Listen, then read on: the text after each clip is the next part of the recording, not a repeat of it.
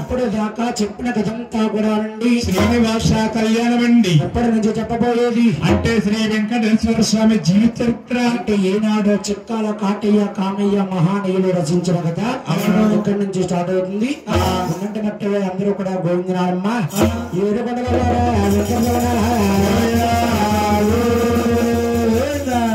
గోవిందంటే ఊళ్ళో ఎవరికి చేతులు ఎత్తలేదు. గోవిందంటే బత్తల్లో ఎత్తేసి వాళ్ళకంటే డబ్బులు వస్తాయి మనకేమొత్తిపోతుంది చూడమ్మా. గోవింద అని అంటే కాశీ వెళ్ళి పేద బ్రాహ్మడికి గోవును కొని దానము చేస్తే ఎంత మోక్షం ఉంటుందో అంతే మోక్షం ఉంటుంది తల్లి. అందరూ కూడా గోవిందాలి.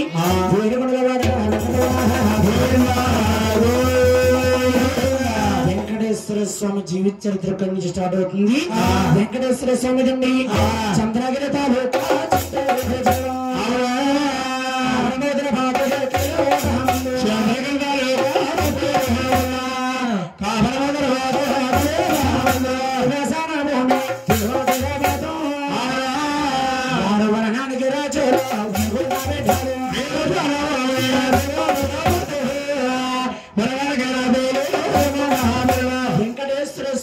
చంద్రగిరి తాలూకా చిత్తూరు జిల్లా. అంటే 7 జిల్లాల దాటక ఉంది 8వ జిల్లా. అవును చిత్తూరు జిల్లమ్మ. నివాసనాభూమి దిగవా తిరుపతి కాపరాస్థలము.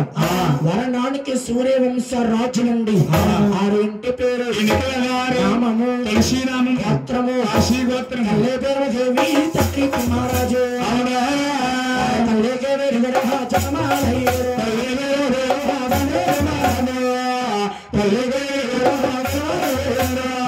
పేరు తండ్రి పేరు ధర్మరాజు గారు. తల్లి తండ్రి పట్టి కాపురం చేయగా వెనక ముందు 7 నాతమంది ఉంచారు. ఓతలకే 7 అబ్బాయిలే 7 పేర్లు ఇచ్చివాడాలి. సభా ప్రజలు ఆలకించాలి. ఆలకించాలంటవా ప్రసాద్ గారు ఎక్కడ వెళ్ళిపోరు సోనమ్మా 7 పేర్లు పాడదాం బాబు. తలసరి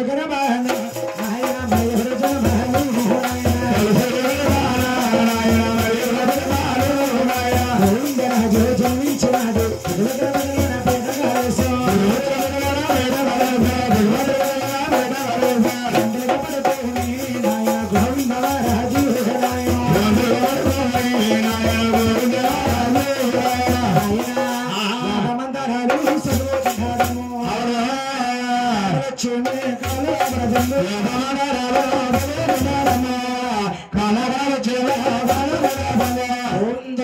స్వామి అంటేనండి ముందు సాపర మనసి అచ్చానుబాబుడు ఆకాలతికి ఉంటాయి. వాళ్ళకడ ఆదిలక్ష్మి భూలక్ష్మి తల్లి కాళ్ళు పడతా ఉంటారు. వారిని తిరుపతిలో తాయారమ్మ అంటారు. జగదేక వీరుడు గోవిందరాజుకు తలకాడ బంగారపు సభా ప్రజలు ఆశ్చర్యం అడుగుతున్నారు.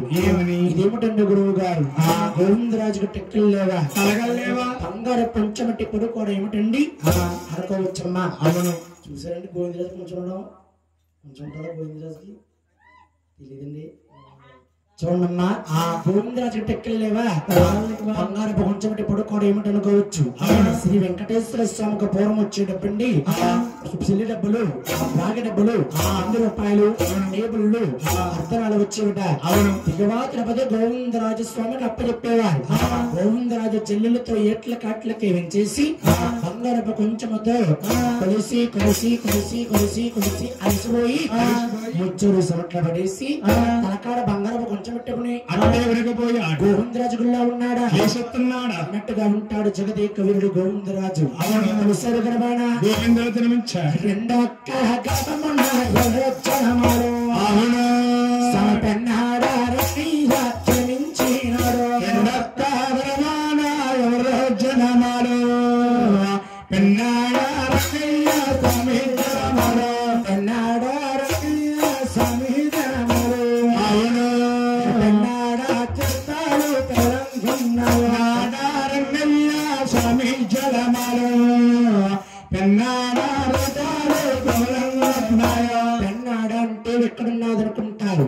శ్రీకాకుళం సిరిపులో ఉన్నది పెన్నాడ అనే గ్రామం అండి.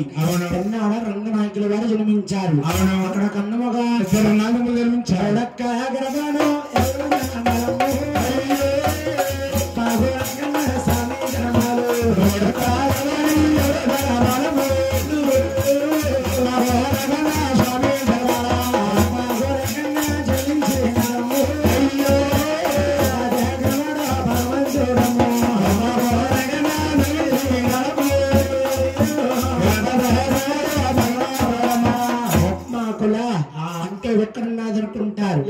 విశాఖ జిల్లా నక్కపల్లి తాలూకా తొలిగడ్డలో ఉంది. కొమరపల్లి పక్కన ఉన్నది.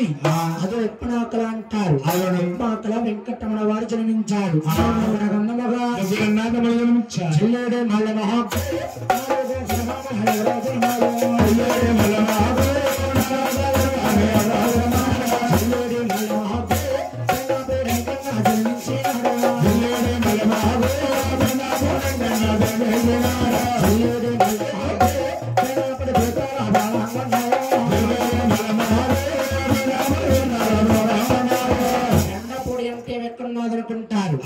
చూడమ్మా.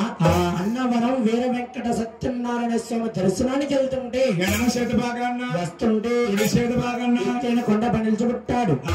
బెండప్పుడు సాధువు గారు అంటారు. సాధువు గారు అండి భార్య అండి. అమ్మ గుండో ఓ భార్యను పోషించడానికి అమ్మాయి అమ్ముతున్నాడు. రాత్రి సమయంలో కొత్తలు ఖాళీ ఉంటే హైదరాబాద్ ముగ్గు అమ్ముకుంటున్నాడు. చూడమ్మా. బెండప్పుడు సాధువు గారికి ఎనమండుగురు భార్య ఉండడం వాస్తవండి. ఒకే రోజు కూతురుట 11 మంది సంతానమట. బెండపూడిలో పీట కాలేస్తాడు భగవంతుడు. అక్కడ అన్నమగా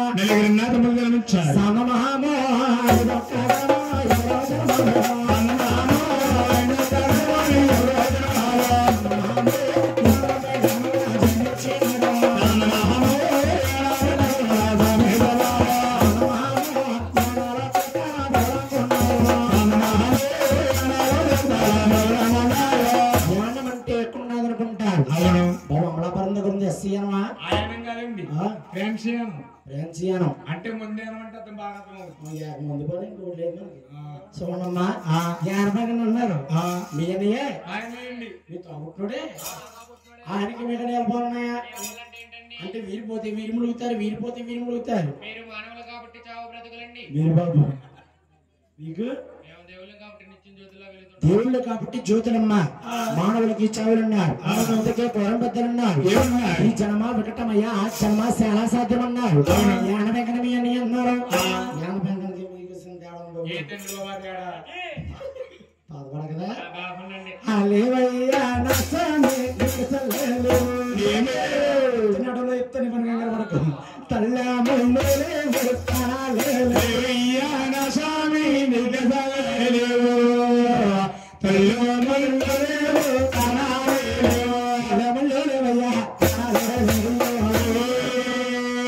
అంటే చదువుండాలి.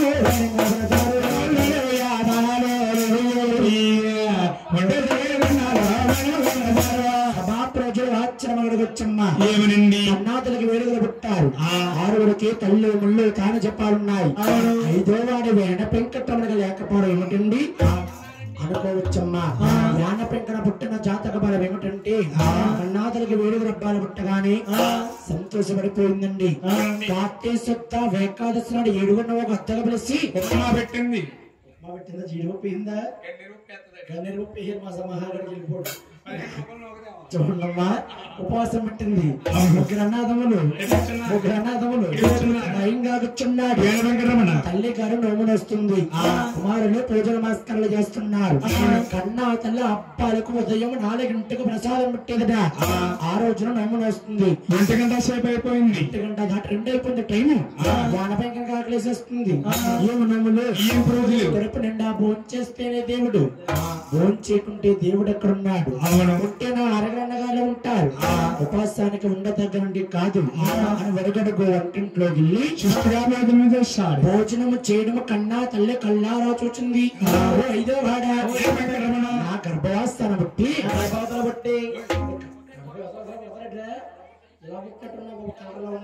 నాయనా నా గర్భవాసాన్ని బట్టి ఇటువంటి తప్పుడు పనులు చేశావు కాబట్టి నా కులములో కానీ గోత్రంలో గాని ఉండదగ్గనండి వాడు కాదు చీమూర్ఖుడా అనే ప్రాంతీయ దేశం పంపించేసిందండి. ఎవరికనుకుంటారు అల్లేలో దేవుడము అవునా బట్టిలో దేవుడము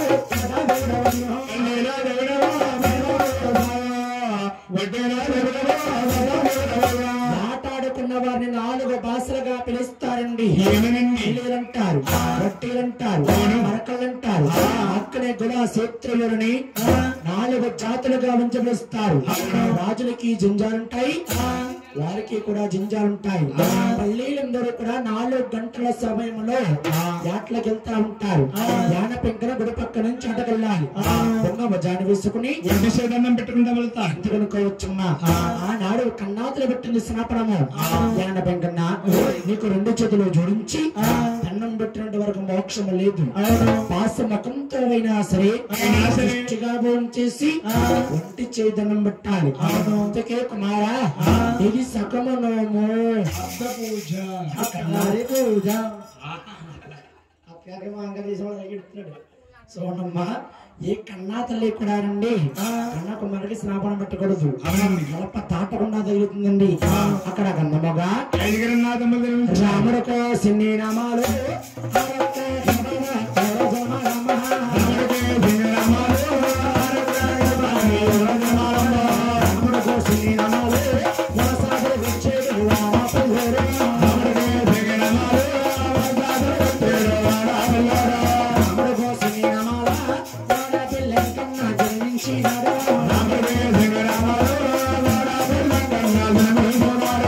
వాడపిల్లంటే ఎక్కడున్నది అనుకుంటారు. ఎవడుందండి నిజమా వాడపిల్ల ఎవరికన్నా వాడపిల్ల తెలిసింది వాడపిల్ల తెలుదా చూడమ్మా వాడపిల్ల అంటే ఎక్కడున్నది అనుకుంటారు.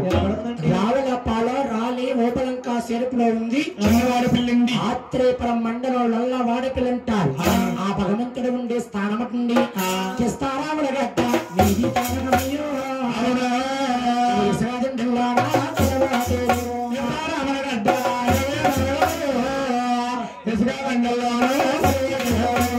అందరూ మనం వాడపిల్ల అంటున్నాం. మా గ్రామాన్ని కిస్తారావులగడ్డ అనేవారండి. అంటే గోదావరి గుట్టుకొచ్చి ఇసుకదండల్లో ఆగిపోయాడు కాబట్టి ఆ గ్రామాన్ని కిస్తారావులగడ్డ అంటారు. మన ఆంధ్రాలో ఎన్నెన్నో విగ్రహాలు ఉన్నాయి. అన్ని శిలా విగ్రహాలు, విగ్రహాలు, భట్ట విగ్రహాలు, రాయ విగ్రహాలు. వాడపల్లి వెంకటేశ్వర స్వామి అంటేనండి ఎర్ర చందనపు కర్ర చెక్క విక్రమ భగవంతుడు. 7 శ్రవణాల ఏకశ్రవణాల శుద్ధిగా పూజ చేసుకుని వెళ్ళి 9వ శ్రవణం ఆగిపోయి 9వ శ్రవణం వెళ్ళి అర్చన చేయించుకున్న వారికి అనుకున్న కోరికలు అవుతున్నాయండి. ఓ గృహం కట్టాలన్నా, ఒక అమ్మాయి పెళ్లి చేయాలన్నా, ఒక అబ్బాయికి జాబు రావాలన్నా 7 శ్రవణాల దర్శనము ఈనాడు శాస్త్రాల్లో చెప్పబడి ఉందండి. చూసినామా నా వాడపల్లి వెంకట్రామ తీర్థం చూడాలి. ఏడాది ఒకనాడు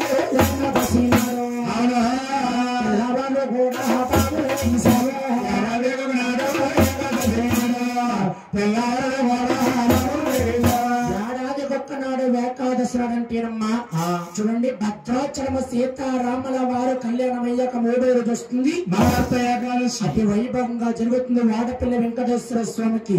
అక్కడ గంధముగా వాడపల్లి వాస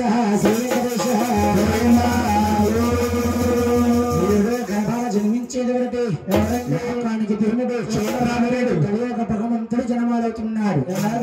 భగవంతుడు శ్రీనివాస కళ్యాణములని ఆకాశానికి భయంగా జ్యోతివలా చూస్తా ఉన్నాడు. కన్నా తల్లి ప్రేమదేవి జ్యోతి రూపముగా వచ్చి ప్రేమదేవి గర్భముగా బండకుండా గర్భములో ఉన్న జ్యోతికి మొత్తం 4 యుగాలమ్మ. ముందుగా జరిగేది కృతాయుగము. కృతాయుగము శ్రీకృష్ణుడు పరిపాలించేవాడు. రెండోది ద్వాపరయుగము. ద్వాపరయుగము మహావిష్ణువు పరిపాలించేవాడు. మూడోది శ్వేతాయుగము. శ్వేతాయుగము సీతారాముల వారు పరిపాలించేవారు. చివరగా జరిగేది కలియుగమమ్మ. కలియుగములో వేడుకొండ స్వామి భూమన్నమ తీర్చుకుని రామదేవి గర్భవాసాన భగవంతుడు జనమాలవుతున్నాడు. కడుపులో జ్యోతి ఎలా పెరుగుతుందయ్యా